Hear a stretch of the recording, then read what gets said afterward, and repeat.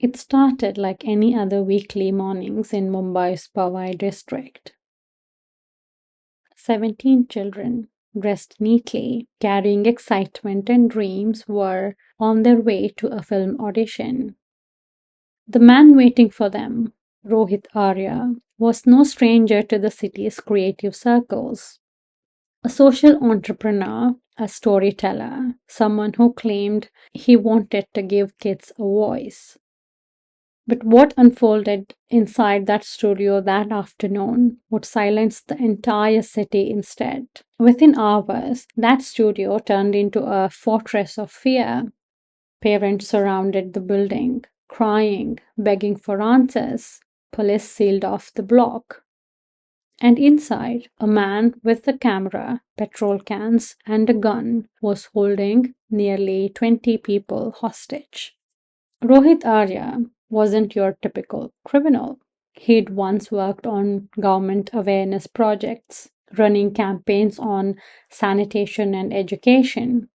But those who knew him say something changed over the past year. He kept talking about unpaid dues, around 2 crore rupees, that he claimed the Maharashtra government owed him. He said they'd used his work and discarded him.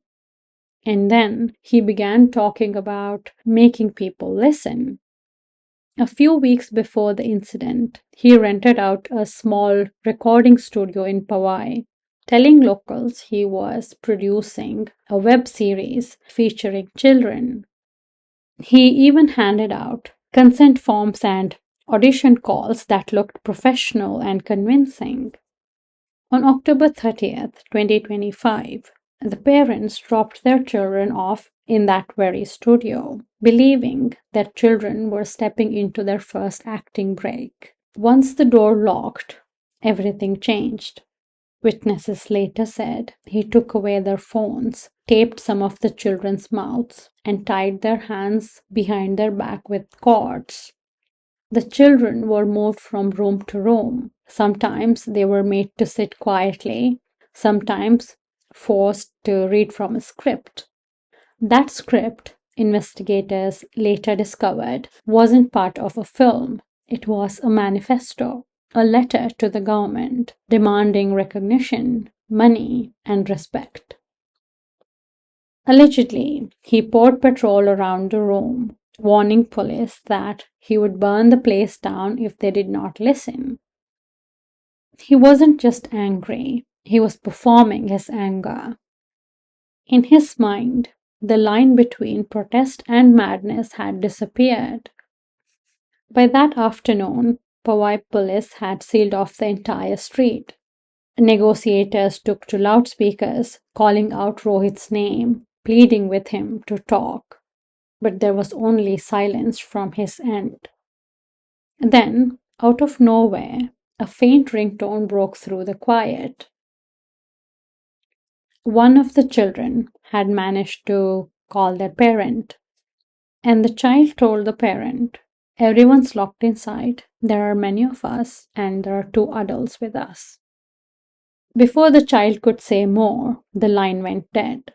That short, panicked call was all the police needed. Now they knew 19 hostages were trapped inside that small studio. As minutes turned into hours, tension spread like wildfire online. People began asking, why was this man, once praised for his social work, was now threatening children? What had pushed him this far? Officers later said Rohit Aarrya had become erratic. He reportedly splashed petrol across the room, waving an iron rod and shouting about betrayal. Then, as police prepared to breach, a gunshot echoed inside. For the next 10 seconds, it was chaotic. There were screams, there was smoke, and there was confusion. When officers finally stormed through the side entrance, through a bathroom window, they found Rohit Aarrya holding a revolver. A single police bullet struck him in the chest. Moments later, every child was pulled out, crying but alive. Rohit Aarya was taken to the hospital, but he did not survive. The official report says he fired first, forcing the police to shoot. But soon after, a lawyer filed a petition in court, calling it a fake encounter. Was the gun really fired? Or was it just a rushed decision under unbearable pressure? Investigators later discovered that he had planned this event for weeks, renting the studio, preparing the speeches, arranging the scripts. Some called it a mental breakdown. Others said it was a protest gone wrong. The more police dug, the stranger things got. No one could find a clear record of those government dues Rohit Arya claimed he was owed. Yet, former associates confirmed he had been fighting for years for unpaid funds. His emails to officials showed desperation, but not madness. And then came the rumor that the gun Rohit Arya was holding may not have been functional at all. Forensic reports are still sealed, but whispers suggest it may have been an imitation weapon from his studio's props. If that is true, what really happened inside that room? Was it a suicide by cop, a desperate cry for justice, or a breakdown of a man who once believed he could change the world with art?